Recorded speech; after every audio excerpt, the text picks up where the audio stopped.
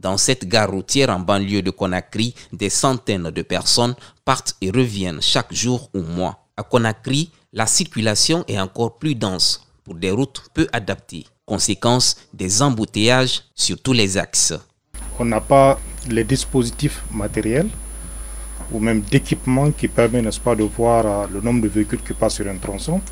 Parce que si on avait ce dispositif, on peut faire, n'est-ce pas, une étude statistique du temps de la fluidité au temps d'embouteillage et qu'est-ce qu'il faut, n'est-ce pas, donc améliorer.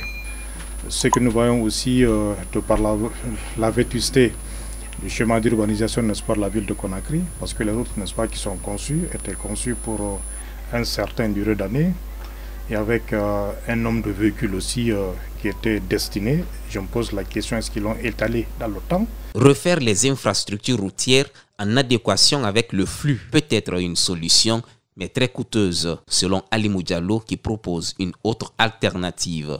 Quand je mets tous les services administratifs, par exemple, en dehors de Conakry, je suppose que en dehors de Conakry, et vous allez voir, au lieu que tout le monde converge par là, les gens vont commencer à s'éparpiller, n'est-ce pas, dans toutes ces zones. Et donc, qui peut penser en ce moment à Conakry s'il y aurait, n'est-ce pas, des embouteillages? Non.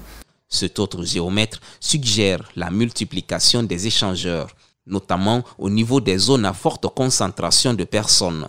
Certains sont en construction, mais ne suffisent pas. Certains carrefours, notamment par exemple les carrefours de Koza, qui sont des trucs de forme de T comme ça, bon, si au moins les ronds-points, on comprend, mais là où il y a les T, c'est très difficile d'avoir des problèmes de fluidité.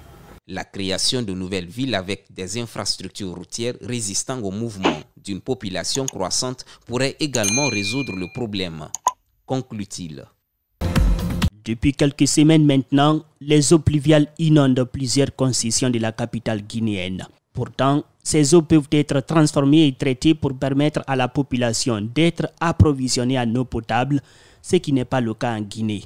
Selon le directeur national de la météo, la transformation de ces eaux est bien possible.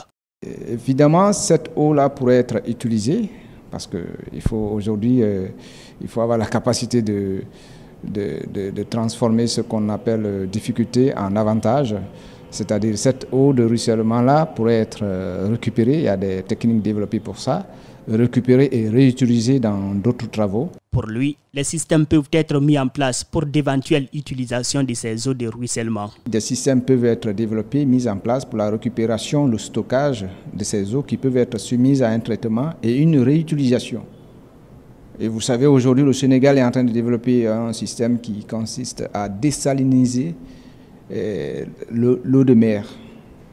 Donc à débarrasser cette eau du sel pour qu'elle puisse être utilisée. Donc nous avons déjà une quantité d'eau de pluie énorme qui arrive. Donc la récupérer, la réutiliser serait une très bonne chose.